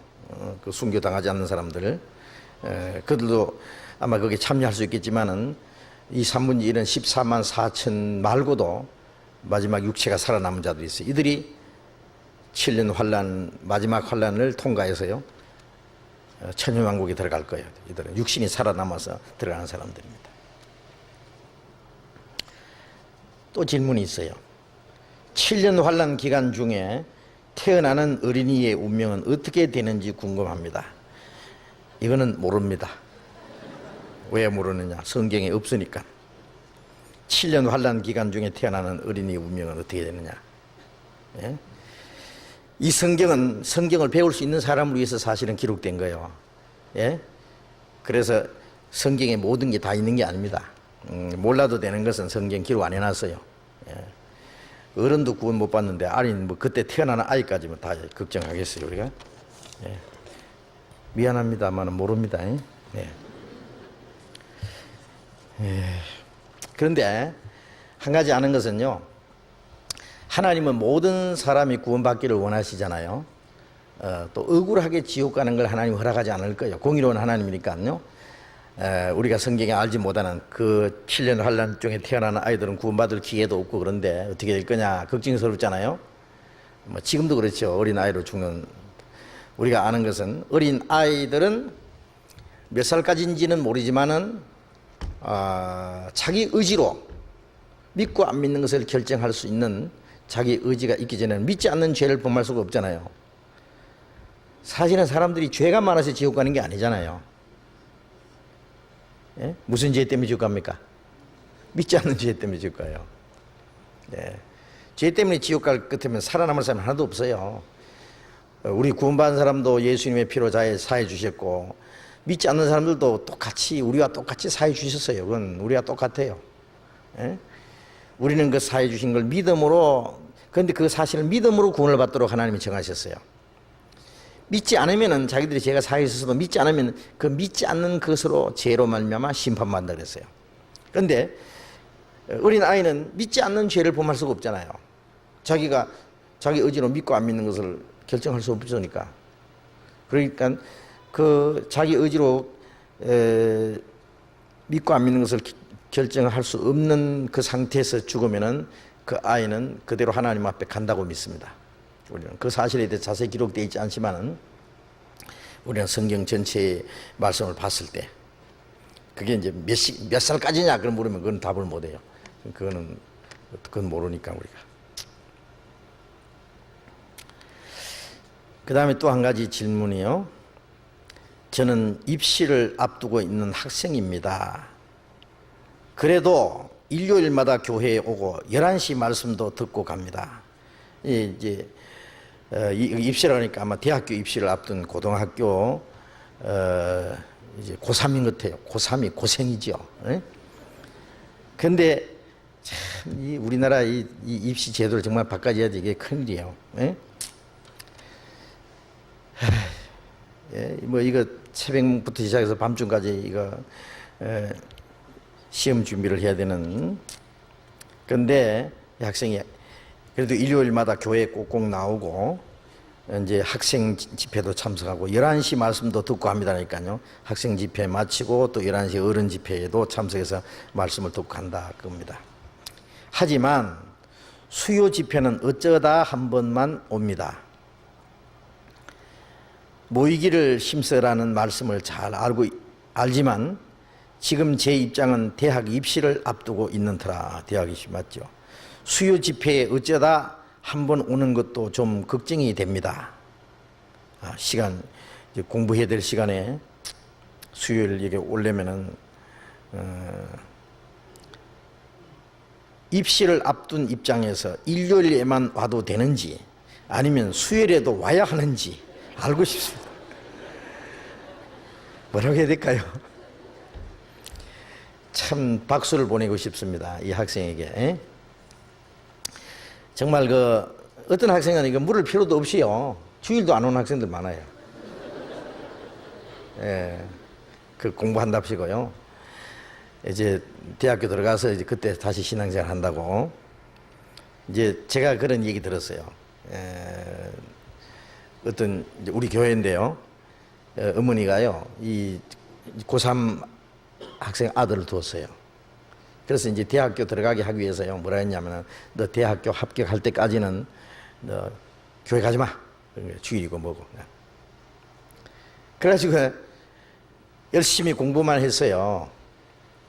그래서 이제 학교 들어갔어요. 대학교 합격했어요. 근데 문제가 생겼습니다. 그때부터 교회 일치 안 가요. 대학교 합격한 후에도 안 가요. 그전에는 잘 갔어요. 그 엄마가 얼마나 후회를 하는지 몰라요. 대학교 들어가고 안 가는 게 문제입니까? 지금 이 아이가 지옥까지 생겼는데요. 이제 후회한들 무슨 소용이 있어요. 그런데 이 공부를 한다든지 대학교를 들어간다든지 장래에 어떻게 산다든지 전부 하나님을 위한 거 아닙니까? 구원받은 사람이라면 하나님 뜻에 맡게 되잖아요. 자기의 출세와 자기의 어떤 행복을 위해서 하는 게 아니라, 그러면 첫째가 믿음입니다. 그리고 그럼 믿으면은 공부고 뭐고 하지 마라 말이 아니에요. 하나님을 위하면은 더 열심히 해야죠. 이제 그렇지 않습니까? 우리가 하나님을 위해서 살아야 되는데 남은 생애를 하나님을 위해서 사는 이 무대가 터가 어디냐면 세상이에요. 그렇잖아요. 우리 하나님 앞에 가면 뭐 주님을 위해서 뭘 할 겁니까? 이 세상에 이제 사는 동안에 주를 위해서 열심히 살았는데, 이 세상에 사는 동안에 주를 위해서 사는데 그 무기가 있어야 돼요. 무기가. 그 무기가 두 가지가 있다면은 하나는 지식이고 하나는 돈이에요. 뭐 그거 말고도 얼마든지 있는데 이 두 가지를 이제 실질적인 것을 제가 말씀해 드렸습니다. 우리가 주를 위해서 사는데 뭐 이 젊음도 있고 건강도 있고 우리에게 주은 시간도 있고 재능도 있고 뭐 여러 가지 있죠. 주를 위해서 사는데요. 뭐 그런데 그 중에 이 지식과 이 물질, 이것은 주를 위해서 사용될 수 있는 무기 중에 중요한 무기라고 할 수 있어요. 자, 그리스도인이 지식이 있어야 돼요. 그렇지 않습니까? 우리가 전도하는데도 너무 무식하면 전도 못해요. 그래서 우리가 이 세상 사물에 대한 지식이나 과학적인 지식도 우리가 전도하는데 그 적절히 쓰여져요. 모세나 신약 시대에는 바울 같은 분은 지식이 많은 사람이에요. 무식한 사람도 주님 쓰시지만은 지식 있는 사람도 지식을 쓰셔요. 애굽에서 40년간 국육 문학을 통달한 모세가 아니었으면은 처음에 모세 오경을 누가 기록하겠어요? 그래. 하나님이 계획적으로. 사도 바울은 너무 많이 공부를 해서 아그리빠 왕이 네 많은 학문 때문에 네가 돌았는갑다 그러잖아요. 바울 사도는 그런 학자입니다. 그는 신약 성경 14권을 기록했어요. 물론 자기 지식으로 기록했다는 말은 아닙니다. 하나님이 유식한 사람이 구원받아서 자신을 바치면 주님이 쓰셔요. 그 지식도 쓰셔요. 학문도 쓰셔요. 자, 그래서 구원받은 그리스도 학생은 주님으로 해서 앞으로 쓰임을 받기 위해서 이 학문이라고 하는 이 무기를, 이 재산을 자기가 준비해야 돼요. 그걸 가지고 취직을 하든지, 그 지식을 가지고 뭐 전도하는 데 쓰든지, 뭘 하든지. 하여튼 이 세상에서 사는 동안에, 주를 위해 사는 동안에 이 지식이라는 것도 필요한 거예요. 그 다음에 그 지식을 이용해서 돈을 벌든지, 돈은 또 이제 주님을 위해서 복음을 전하려면 많은 돈이 필요하잖아요.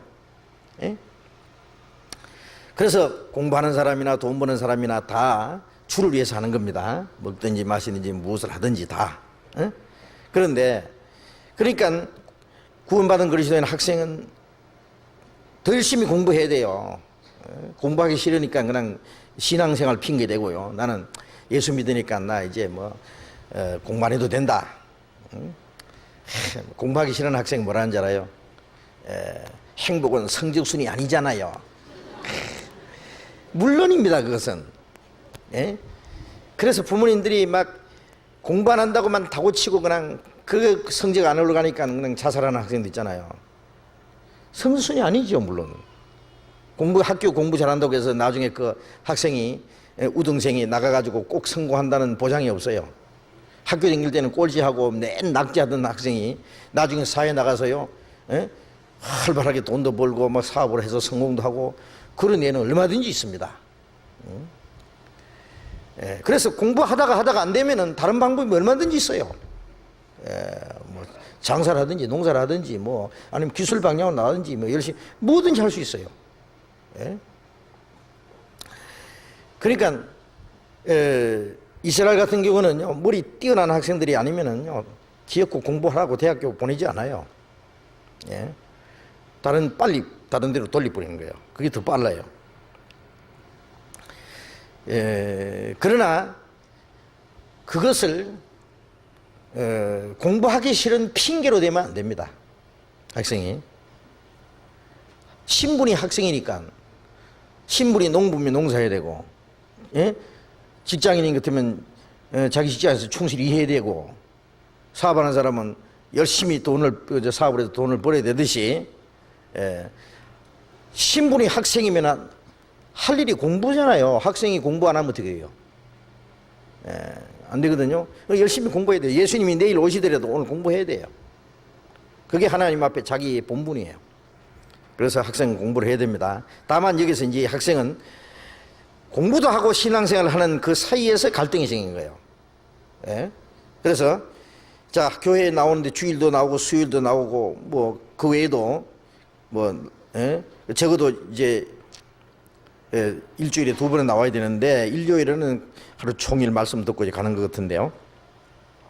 수요일은 가끔은 나오는데 이거 매주 수요일 나오고 싶은데 이걸 일요일에만 와도 되는지 수요일에도 와야 되는지 이제 이렇게 질문했는데, 참 우선 이 학생이 신앙생활을 하려고 노력하기 때문에 이런 질문이 들어온 것에 대해서 참 칭찬하고 싶습니다. 다만 여기서 스스로 이제 입학시험을 얼마 앞두고 공부를 더 많이 해야 되겠죠. 더 많은 시간을 들여서. 그래서 제가 이제 얘기하고 싶은 것은 시간을 너무 많이 뺏겨가지고 여기 오는데 시간이 너무 많이 소비된다든지, 그래서 정말 그 입시 공부하는데 많은 지장이 있다면은 그게 자기가 판단해서 조절할 필요가 있을 거예요. 아니면 탭을 꼭 말씀을 듣고 싶은데 여기 와서 말씀 못 들을 때는 집에서 말씀을 그 탭을 구해 달라고 해서 집에서 듣든지, 아니면 시간을 절약해 가지고 집에서 성경을 더 많이 읽든지, 그런 방법으로 시간을 좀 전략하면서 성경도 읽고 신앙생활도 하면서 공부할 수 있는, 적절히 시간을 조정해 가지고 너무 많은 시간이 이 수요일 참여하는 것 때문에 정말 공부하는데 지장이 많으면은 그것을 수요일 날을 매주 안 나와도 집에서 성경 말씀을 읽는다든지 아니면은 탭으로 듣는다든지 그걸 조정하고, 많은 시간이 안 뺏긴다면은 수요일에 와서 말씀 듣는 것도 좋을 겁니다. 왜냐하면은 말씀을 배우고 신앙생활을 열심히 하려고 하면은 하나님이 또 보충해 주실 거예요. 저는 신앙생활 잘하는 학생이 공부도 잘한다고 생각합니다. 또 공부도 열심히 잘하는 학생은 신앙생활도 잘해야 돼요. 그 두 가지를. 그래서 적절하게 내가 어떻게 뭐 일요일만 나오면 된다든지, 수요일도 아무리 지장되더라도 수요일은 안 나오면 안 된다든지, 제가 그렇게 말할 수는 없을 것 같습니다. 너무 시간이 많이 뺏긴다든지 입시 공부하는데 꼭 그 지장이 크다면은 수요일에 안 나오더라도 그 시간을 집에서 성경을 읽는다든지 또 말씀 배운다든지 그런 어떤 방법도 있을 거예요. 아마 이 학생은 앞으로 신앙생활을 아마 잘 하리라고 생각하고 아마 하나님이 도와주실 거예요. 공부도 잘할 수 있도록, 합격할 수 있도록 아마 도와주실 겁니다. 그 다음에 또 한 가지 질문이 있는데, 저는 고2에서 교제하고 있는 형제입니다. 학생이네요. 다름이 아니고 오늘 친구와 이 얘기를 하다가 그 친구의 장래 희망을 물어보았더니 자신은 평양에 가서 어로 선교를 한다고 했습니다. 그래서 왜 그런 꿈을 갖게 되었냐고 물어보았더니 하나님께서 기도하는 중에 자신에게 보여주었다고 합니다. 그래서 천국에 갈 수 있느냐고 물어보니 예수님의 보혈로 자기 죄를 사하여 주셔서 자신은 갈 수 있다고 합니다. 그러면 하나님 살아계신 것을 어떻게 믿느냐고 물어보았더니 기도하는 중에 보았고 또 자신에게 말씀을 주셨다고 합니다. 그 아이는 자신은 말씀을 잘 보지 않는데, 성경 말씀을 잘 보지 않는데 그 이유는 하나님이 자신에게 말씀을 주신다고 합니다. 그리고 자신은 예언의 은사를 받았다고 하면서 3번 이루어졌다고 했습니다. 그래서 제가 예언이 성경적으로 합당한 것이냐고 물어보니 고린도전서 14장에 예언하는 것이 중요하다고 나와 있다고 라고 말했습니다. 저는 말문이 막혔고 말하기도 싫었습니다. 그러나 이 친구가 과연 구원을 받은 것인지 또 어떠한 말씀으로 이 친구를 설득시킬지 알려주세요. 지하철에서 쓰느라고 글씨가 엉망인지 뭐 지하철에 오는 동안에 썼는 모양이에요. 하도 속상해가지고. 예? 정말 이제 이 친구라는 사람이 참 문제의 사람입니다. 사실은요. 지금 이제 고등학교 2학년이니까 막 이 친구도 막 그 정도 되겠죠. 그런데 장래 소원이 이제 의사가 돼가지고 이제 의사가 돼야 되겠죠. 이제 의료 선교를 한다 그러니까 그것도 평양에 가서 한대요. 자, 우선 이것만 가지고 우리 생각하면은 하나님을 위해서 내 뭐 하겠다. 뭐 내가 뭐 의사가 돼가지고 정말 슈바이치처럼 뭐 아프리카에 아니면 뭐 오지에 아니면 정말 북한에 가서 불쌍한 사람들 병을 치료해 주면서 이제 전도하겠다. 참 뭐 좋죠. 아니면 아프리카 선교사라고 하겠다. 목사가 되겠다. 유명한 무슨 부흥 강사가 되겠다. 그런데요, 한 가지 알아야 될 것은 그것이 정말 하나님의 영광을 위한 것보다는 다분히 어떤 자기의 영웅심 내지 허영심으로 그런 생각을 하는 사람이 많아요. 제가 한 번은 이제 여수에서 집회하는 중에 어떤 전도사를 만났어요. 그 사람이 하는 말이 아주 자랑스럽게 말하기를 자기는 섬에 교회당이 없는데 아주 그런 데 가서 교회당을 세우고 개척하는 은사를 받았대요. 하나님께로부터 그런 소명을 받았대요. 그래서 제가 거듭났느냐고 물었어요. 그랬더니 그분이 나는 아직 거듭나지 못했다고. 그래서 제가 거듭나지도 못했으면 하늘나라 볼 수도 없는 사람인데 성경에 그럼 솔직하게 거듭나지 않았다고 말해 참 그건 솔직해요. 그런데 거듭나지 않은 사람에게 하나님이 누가 당신에게 교회를 세우는 그런 사명을 주시더냐고. 하나님이 거듭나지 않은 사람에게 그런 사명을 주지 않는다고. 그건 당신 영웅심이라고.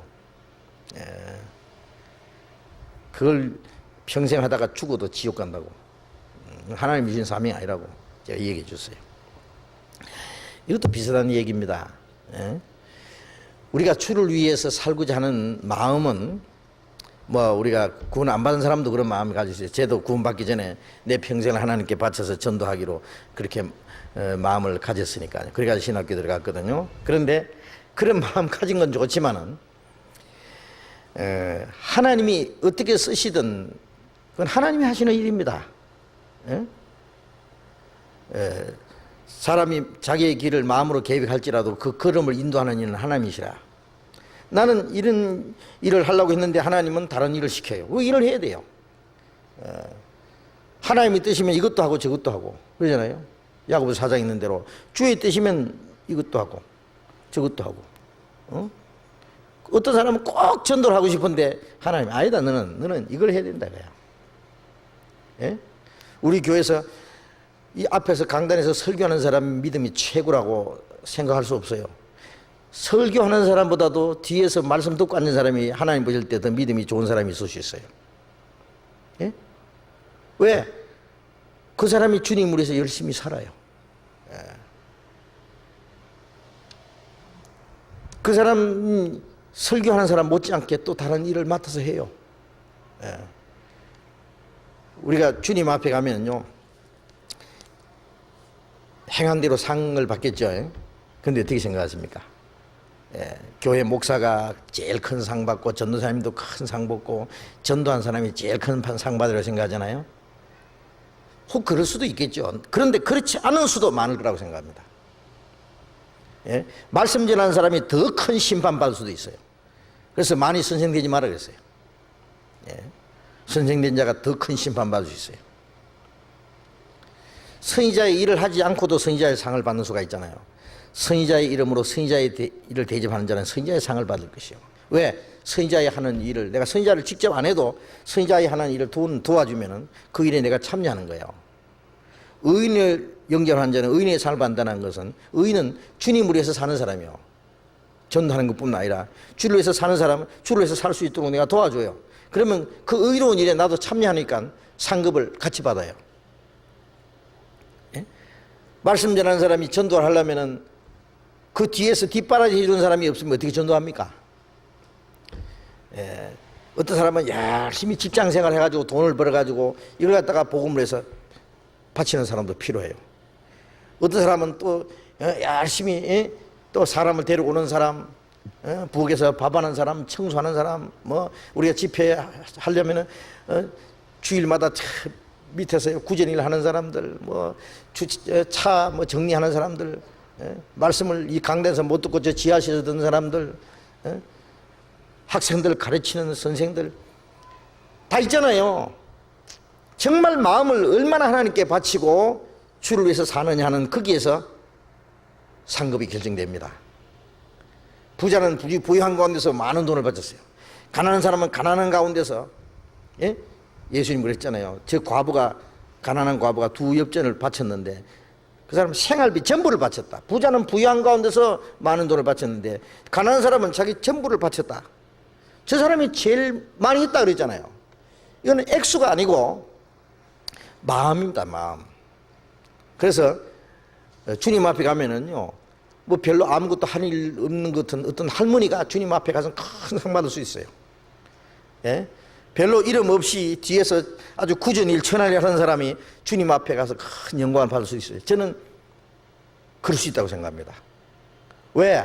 하나님은 우리의 외모로 보고 어떤 나타나는 걸 보시기 전에 우리의 마음을 보시거든요. 얼마나 그 사람이 정말 주님을 사랑하는 마음으로 마음을 다해서, 뜻을 다해서, 힘을 다해서 했느냐가 가지지 밖으로 나타나는 것이 얼마나 크냐가 아니라 마음을 어느 정도 바치느냐고, 그게 문제입니다. 전도를 하더라도 마음을 다 바치지 못하고 전도한다면 그거는 하나님 보실 때는 실격자입니다. 예? 그래서 왜 이런 말씀 드리냐 하면은 꼭 내가 어떤 일을 해야 되겠다, 그걸 자기가 정하면 안 돼요. 하고 싶지만은 주님의 뜻이면 그것도 하고, 주님의 뜻이면은 또 다른 것도 하고, 그렇잖아요. 예. 살든지 죽든지 뜻대로 합소서. 예. 그것이 중요하지. 기어코 자기가 어떤 일을 해야 되겠다고 하는 것은 거기에는 자기의 의와 자기의 어떤 영웅심, 허영심, 예? 자기의 어떤 만족을 추구하려는 것이 다분히 포함되어 있다고 생각합니다. 예, 그래서 어떤 사람은 나는 죽어도 전도 안 하려고 하는 사람인데 하나님이 시켜요. 너는 해야 된다. 어떤 사람은 하고 싶은데 너는 아니, 넌 다른 거 해라 거든요. 그걸 해야 돼요.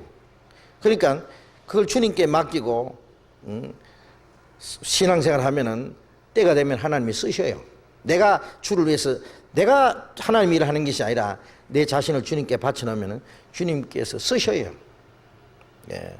그래서 디모데후서 2장 25절에 네가 진리의 말씀을 옳게 분별하며 부끄러울 것이 없는 일꾼으로 인정된 자로 자신을 하나님께 드리기를 힘써라. 말씀을 올바로 분별하고 깨끗한 그릇으로 부끄러움을 당할 필요가 없는 사람으로 자신을 구별해서 자신을 하나님께 바쳐놓으면 그 다음에 하나님이 쓰셔요. 귀하게 쓰시는 거예요. 예. 그렇기 때문에 여기에 내가 기어코 무엇이 되겠다, 뭘 해야 되겠다, 아프리카 선교사를 가야 되겠다, 지 마음대로 어떻게 가요? 하나님 보여주셔가지고. 그래서 그런 걸 자기가 정하는 건 아닙니다. 내 몸도 영혼도 다 주의 것인 줄 알고 주님께 바쳐놓으면 그때 주님이 적당하게 쓰셔요. 그리고 이 사람이 왜 그런 꿈을 가졌느냐, 가졌느냐 그랬더니 기도하는 중에 하나님이 자신에게 그걸 보여주셨다고 그러고, 그리고 그 뒤에도 보면은 하나님이 자신에게 말씀을 주셨다 그러고, 성경을 잘 보지 않는데 하나님이 직접 말씀을 주신다 그러고, 그 다음에 예언의 은사를 받았다는 거 보면은 이 사람이 다변히 신비주의에 빠진 것 같아요. 예, 그리고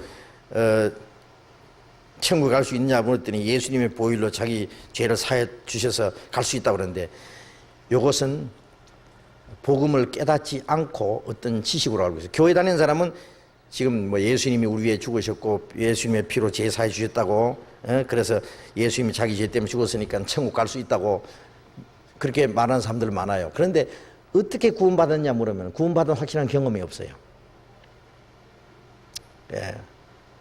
만일 참으로 구원을 받았다면 성령께서 인도하시고, 성령은 말씀을 통해서 인도하십니다. 그런데 성경 읽지 않는데 하나님이 직접 주신다 그러고, 기도하는 중에 하나님이 계시해 준다 그러고, 뭘 보여준다 그러고, 이거는 귀신입니다. 반드시. 이거는 분명히. 이건 잘못된 신앙이에요. 그리고 이제 예언의 은사를 받았다고 그러는데,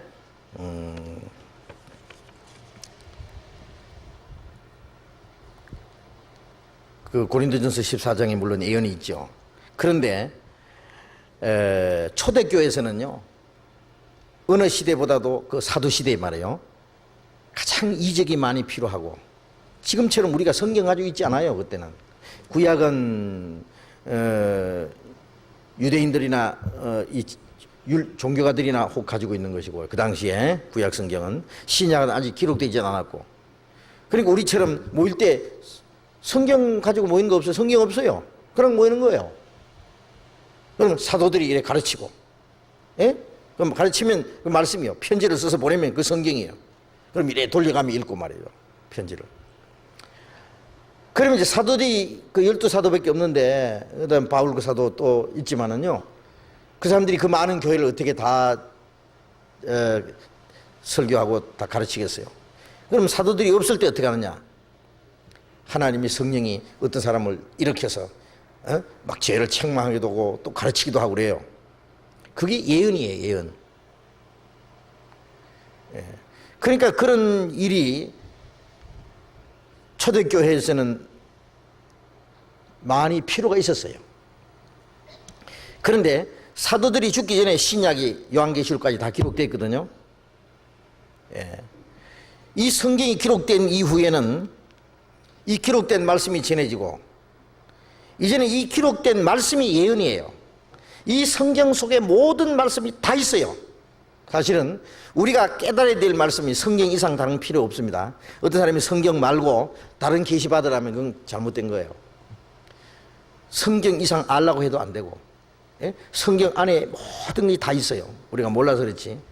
그러면 지금은 성령께서는 우리에게 필요한 말씀을, 이 성경을 무시하고 어떤 새로운 계시를 보여주는 거 없어요. 성령은 기록된 말씀을 통해서 이 말씀을 깨닫게 하십니다. 가르쳐 주시고. 그런데 지금 성경을 잘 보지도 않고 이제 하나님의 말씀 자기 직접 주고, 예언의 은사를 받았다고 그러는데, 그건 거짓입니다. 지금 누가 예언의 은사 받았던 건 점쟁이 귀신 들린 거예요. 이제는 이 성경 안에 모든 예언이 있고, 이 성경을 가르치는 것, 이 성경 말씀이 바로 예언입니다. 이 말씀으로 책망도 받고 교훈도 받고, 그 다음에 장래에 되어질 것 하나님이 우리에게 미리 가르쳐 주시기도 하고 그러잖아요. 이 성경 속에. 그러면 성령은 말씀을 통해서 우리에게 가르치십니다. 그래서 이 성경 말씀에 맞지 않으면은 어떤 예언자의 말도 거짓이에요. 이사야를 한번 봅시다. 이사야 8장.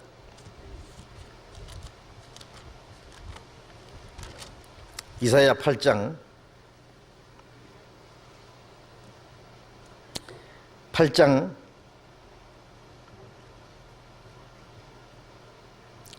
19절 보겠습니다. 혹이 너희에게 구하기를 지절거리며 속살거리는 신접한 자와 마술사에게 물으라 하거든 백성이 자기 하나님께 구할 것이 아니냐. 산 자를 위하여 죽은 자에게 구하겠느냐 하라. 마땅히 율법과 증거의 말씀을 쫓을지니 그들의 말하는 바가 이 말씀에 맞지 아니하면 그들이 정령의 아침빛을 보지 못하고. 여기에 너희에게 구하기를 지절거리며 속살거리는 신접한 자 마술자가 있다 그랬죠. 그런데 백성이 자기 하나님께 구할 것이 아니냐, 산자를 위하여 죽은 자에게 구하겠느냐 하라. 아니, 산자는 산자에게 물어주지 산자가 죽은 자에게 가서 물어보겠어요? 어떤 사람, 예수 믿는 사람이요, 점쟁이한테 찾아가고 무당에 찾아가는 사람이 있어요. 하나님 믿는 사람이 귀신 찾아가는 사람. 구원받은 사람이 구원 안 받은 사람에게 뭐 배울 게 있어요? 그는 산자가 죽은 자에게 도움을 구하는 한 가지예요. 눈 뜬 사람이 소경 따라가겠어요?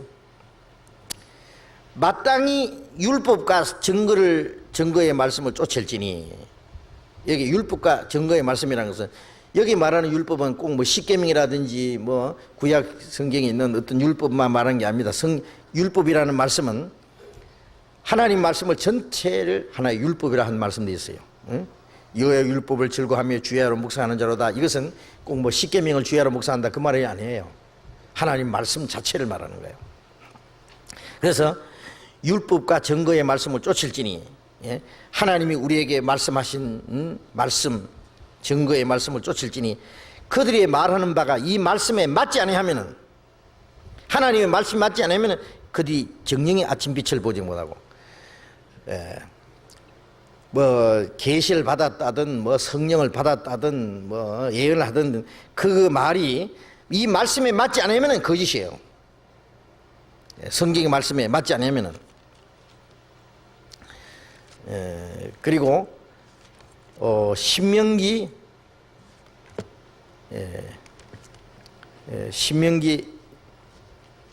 28장을 봅시다.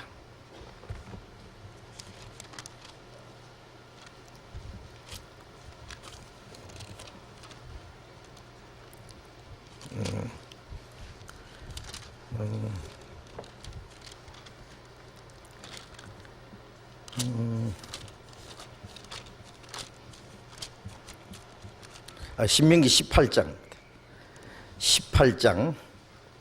신명기 18장에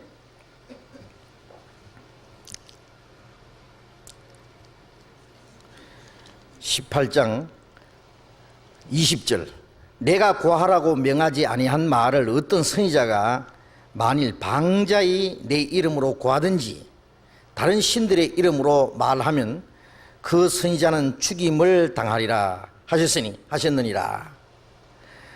네가 혹시 심중에 이르기를 그 말이 여호와의 이르신 말씀인지 우리가 어떻게 알리오 하리라. 만일 선지자가 있어서 여호와의 이름으로 말한 일에 정음도 없고 성취함도 없으면 이는 여호와의 말씀하신 것이 아니요 그 선지자가 방자히 한 말이니 너는 그들을 두려워하지 말지니. 이 거짓 선지자가 방자히 말하는 게 있거든요. 지 맛대로, 지 마음에 나오는 대로. 그런 그 거짓 선지자는 죽여버리라 그랬어요. 네가 심중에 이르기를 그 말이 여호와의 말 이르신 말씀인지 우리가 어떻게 알리요? 하나님의 말씀인지 귀신의 말인지. 그래서 만일 선지자가 있어서 그 여호와의 이름으로 말한 일에 정음도 없고 성취함도 없으면 하나님의 말씀하신 것이 아니라 그 선지자가 방자히 말한 것이라. 정음이라는 것은 하나님의 말씀이 그대로 이루어지는 거예요. 성취되는 거예요. 그러면 우리는 이 성경에 있는 많은 말씀들이 그대로 이루어진 것을 통해서 이 성경이 하나님의 말씀이라는 걸 우리가 믿잖아요.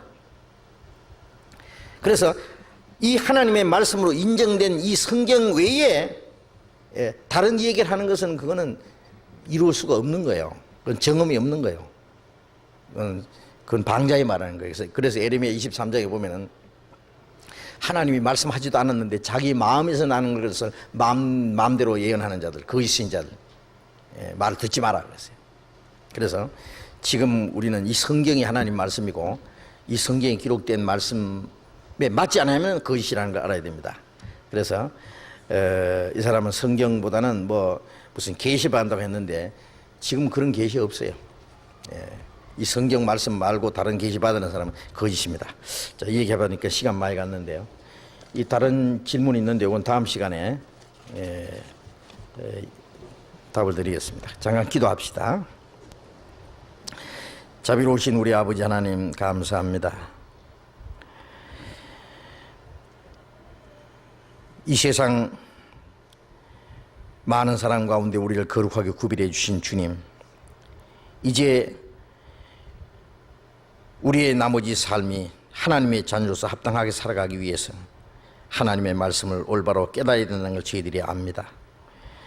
이 땅에 우리의 나머지 삶이 주님의 거룩하신 뜻을 행하며 주님이 우리에게 하라고 맡기신 일에 충성하며 주님의 손에 잡혀서 주님께 귀중히 쓰임 받을 수 있기를 진심으로 원합니다. 이제 우리의 나아갈 길을 주님이 가르쳐 주시고 주님 말씀 가운데로 온전히 우리를 인도해 주시옵소서. 우리 한 사람 한 사람 주님 말씀으로 날마다 거룩하게 온전하게 만들어 주옵소서. 우리 앞에 당하는 모든 일들 주님 말씀으로 올바로 분별하고 말씀 가운데 살아갈 수 있도록 인도해 주시고, 얼마나 많은 사람들이 하나님의 말씀보다는 거짓된 교훈을 따라서 그릇된 길로 가는 사람들이 너무나 많습니다. 우리의 발걸음이 주님 말씀 가운데로 올바로 행할 수 있게 하시고 우리의 걸음이 결코 실족하지 않도록 이 세상에 아무 죄악이 우리를 주장하지 못하도록 지켜주시옵소서. 우리 교회가 앞으로 해야 될 일들, 하고자 계획하는 모든 일들 오직 주님 뜻 가운데서만 이루어질 수 있도록 인도해 주시옵소서. 주 예수님 이름으로 기도드렸습니다. 아멘. 예, 광고 말씀 주시기 바랍니다.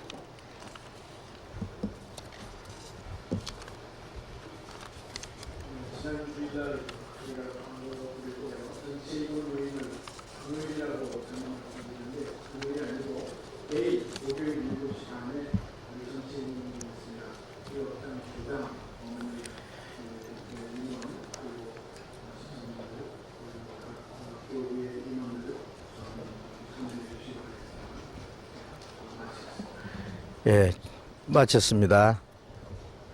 예, 조심히 돌아가시기 바랍니다.